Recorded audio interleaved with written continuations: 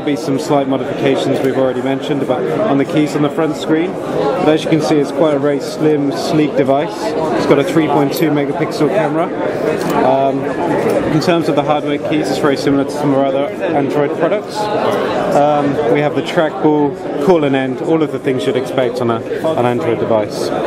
So we'll just take you through the software and the home screen. So we have, actually it's 3 windows on your home screen, so you actually have, and you're able to customize each of those and add applications and widgets depending on what you want to use. So I'll give you an example of that now. So I can actually click and hold on the home screen, and then I get a choice of things that I want to add. So I'm actually going to add another search widget to my box, and then the user can actually click and hold on that widget and drag it around, and when you let go, it will then reposition itself where it needs to be.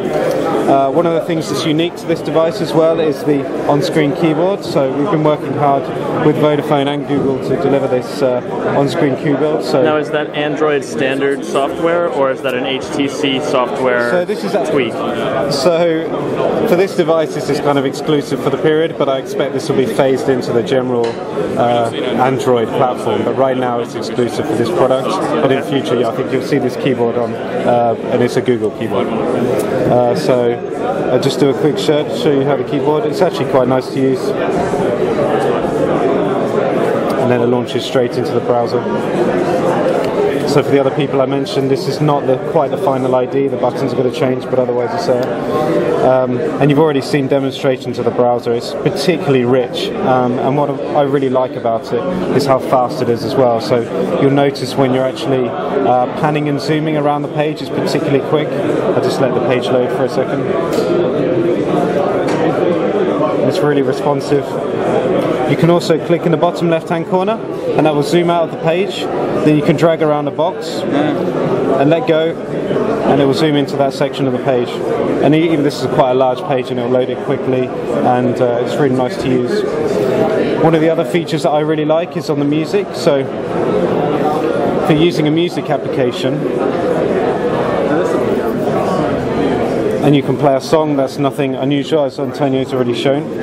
But what you can actually do is we use a mashup technology, so that basically means that you can click and hold on a track name or an artist, and then it will jump into another application. So that's why we call the mashup technology. So to make a research on YouTube? Exactly. So here you'll see the results. So it searches for Massive Attack, and then you get a list of videos. So it's much more integrated experience, and you can see exactly the same examples. So if I launch Maps and I find a location that's interesting to me, so I'll just search for a location. Once I find that location, what I'll actually be able to do is add it back into my contacts. So this is actually in USA, but I can add it as a contact. So it's a much more integrated experience between the Google applications as well. And I think you've already seen a couple of examples where the search is particularly fast as well, and you'll find that across the entire platform. The applications and Android itself has been optimized for search, as you'd expect. So, a few of the other of my favorite features is the notification bar.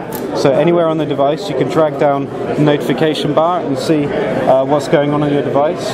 So not only if you've got a new SMS or some other notification like a voicemail, but you can also, if you're playing music, for example, you will see the play and pause options and things like that within this notification bar, and you can drag that from wherever you are. So if I'm using the browser, I can still drag the screen down, and I can click on launch my email service, for example. So it's a very nice, slick, simple, fast user interface. So one of the other things you can do is actually modify the background wallpaper. So I'll have a look in the wallpaper gallery. So there's a lot around customization for the user. So in the browser, is it possible to save a page, for example? Yeah, so you can save a page locally to the device and reload it later. It'll be a little bit quicker. There you see I have a three screen home screen. In fact, I've got a lot on here now, so I'll just remove a couple of these things I'm not using. Go back to the home screen.